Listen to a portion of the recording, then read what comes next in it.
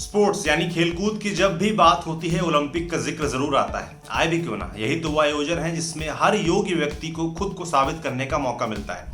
दुनिया के सबसे बड़े खेल आयोजन ओलंपिक का इतिहास बेहद लंबा और समृद्ध है। प्राचीन काल की बात अलग रख कर भी देखें तो पहले मॉडर्न ओलंपिक का आयोजन 1896 में हुआ था। इसके बाद से हर 4 साल में एक बार ओलंपिक गेम्स होते हैं। कई मौके ऐसे भी आए जब इन गेम्स का आयोजन नहीं हो पाया। इनमें लेटेस्ट तो इसी साल के ओलंपिक हैं। टोक्यो में होने वाले 2020 ओलंपिक गेम्स को एक साल आगे खिसका दिया गया है। कोरोना वायरस से फैली महामारी के चलते इंटरनेशनल ओलंपिक कमेटी IOC ने होस्ट देशों के साथ मिलकर ये फैसला किया। इंटरनेशनल ओलंपिक कमेटी यानी वो संस्था जो ओलंपिक गेम्स से जुड़े सारे फैसले करती है। तो आखिर शुरुआत किसने की ओलंपिक गेम्स की? खेलों की दुनिया की सबसे बड़ी ताकतवर संस्था की स्थापना 126 साल पहले आज ही के दिन माने 23 जून को हुई थी। 18वीं सदी में एक फ्रेंच हिस्टोरियन हुए थे, नाम था Charles Pierre de Fredy baron de Coubertin, लेकिन फेमस हुए पियरे डे कुबर्तिन के नाम से। कुबर्तिन फ्रांस के एक बड़े परिवार से संबंध रखते थे। खूब पढ़ने लिखने के बाद भी उनका दिल खेलों में लगा था। वो अक्सर पुराने दौर के ओलंपिक गेम्स की बातें किया करते थे। कुबर्तिन पर एक रग्बी स्कूल के हेडमास्टर थॉमस अर्नोल्ड का काफी प्रभाव पड़ा था, लेकिन एथलेटिक्स कंपटीशन के बारे में उनकी सोच और विस्तृत की डॉक्टर विलियम पेनी ब्रूक्स ने। ट्रेंड फिजिशियन और सर्जन ब्रूक्स मानते थे कि बीमारी से बचने का सबसे सही तरीका शारीरिक व्यायाम होता है। उन्होंने 1850 में लोकल तौर पर एक एथलेटिक्स कंपटीशन भी आयोजित करवाया था। उन्होंने इसे मीटिंग्स ऑफ ओलंपियन क्लास का नाम दिया था। ब्रूक्स ने एक नेशनल ओलंपिक एसोसिएशन भी बनाया। इसके जरिए वो ब्रिटेन के तमाम शहरों में ऐसे कंपटीशन कराना चाहते थे। शुरुआत में ब्रिटेन में स्पोर्ट्स का काम देखने वाली संस्थाओं ने उन्हें भाव नहीं दिया, लेकिन ब्रूक्स लगे रहे। उन्होंने ग्रीस, यूनान की सरकार और वहां खेलों की वकालत करने वालों से बातचीत जारी रखी। वो लगातार ओलंपिक को नए दौर में आयोजित कराने की संभावनाएं तलाश रहे थे। यहाँ ब्रूक्स की मुलाकात हुई इवांगेलोस और कोस्तांतिनोपोस जप्पास से। ये दोनों भाई ग्रीस के बड़े अमीरों में से एक थे। इन्होंने ऐतिहासिक पैनाथिनाको स्टेडियम का पुनर्निर्माण करवाया था। बाद में इस स्टेडियम को 1896 में हुए पहले ओलंपिक में इस्तेमाल किया गया। ब्रूक्स की बातों पर अब भी बहुत ज्यादा ध्यान नहीं दिया जा रहा था, लेकिन वो पीछे हटने को तैयार नहीं थे। उन्होंने 1866 में लंदन शहर में एक नेशनल ओलंपिक गेम्स का आयोजन करवा ही डाला।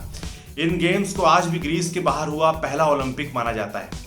अब तक तमाम देशों ने अपने अपने यहाँ ओलंपिक कॉन्टेस्ट कराना शुरू कर दिया था, लेकिन इंटरनेशनल लेवल पर अभी ऐसा कुछ भी नहीं हुआ था। साल 1888-89 में कुबर्तिन ने ओलंपिक गेम्स को एक इंटरनेशनल कंपटीशन के रूप में दोबारा शुरू करने पर गंभीरता से विचार करना शुरू किया।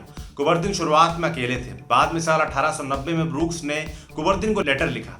इन दोनों का पत्राचार लंबे वक्त तक चला। शिक्षा और खेलों पर इनकी खूब बातें हुई। इधर कुबर्तिन ने साल 1894 में ओलंपिक कांग्रेस बुलाई। साल 1892 की एक सर्द शाम को कुबर्तिन ने घोषणा की कि वह ओलंपिक गेम्स को दोबारा से शुरू करने जा रहे हैं। उनकी तारीफ हुई, लेकिन उस वक्त किसी ने सोचा भी नहीं था कि इतने बड़े लेवल पर यह काम किया जा सकता है। ब्रूक्स इस कांग्रेस में आने की हालत में नहीं थे। उनकी उम्र काफी हो चुकी थी, लेकिन उन्होंने कुबर्तिन को अपना सपोर्ट जारी रखा। खास तौर से उन्होंने ग्रीक सरकार में मौजूद अपने कनेक्शंस के जरिए कुबर्तिन की काफी मदद की। ये अलग बात है कि कुबर्तिन ने अपनी चिट्ठियों में ब्रूक्स की मदद को काफी नजरअंदाज किया। उन्होंने जब पास ब्रदर्स की भूमिका का जिक्र तो किया, लेकिन इस बात का पूरा ध्यान रखा कि उनके अपने रोल को बड़ा माना जाए। शुरुआत में ओलंपिक्स में अमेचर एथलीट्स को रखने की बात हुई थी। अमेचर मतलब जिनके लिए एथलेटिक्स करियर ना हो। कुबर्तिन का मानना था कि एथलीट्स को पैसे नहीं मिलने चाहिए। हालांकि वो इस बात पर सहमत थे कि गेम्स के दौरान अमेचर एथलीट्स को होने वाले नुकसान की भरपाई होनी चाहिए।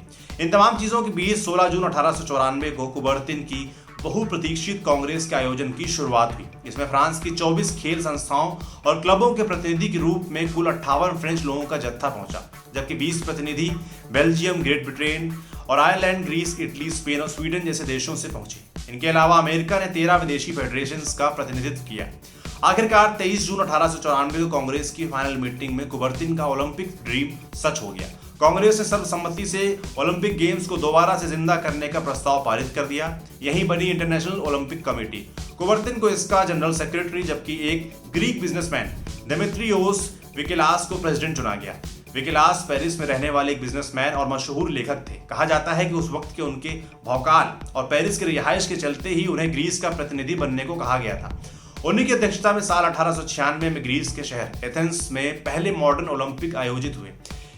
इन गेम्स के बाद उन्होंने आईओसी के प्रेसिडेंट के पोस्ट से इस्तीफा दिया और साल 1908 में अपनी मृत्यु तक एथेंस में ही रहे। जाते जाते कुछ ट्रिविया भी आपको बता देते हैं। आईओसी इस वक्त दुनिया की सबसे ताकतवर खेल संस्था है। इस वक्त आईओसी के सदस्य देशों की संख्या 205 है। पूरी दुनिया में सिर्फ 5 देश ऐसे हैं जिन्होंने हर ओलंपिक में भाग लिया है: Greece, Great Britain, France, Switzerland और ऑस्ट्रेलिया।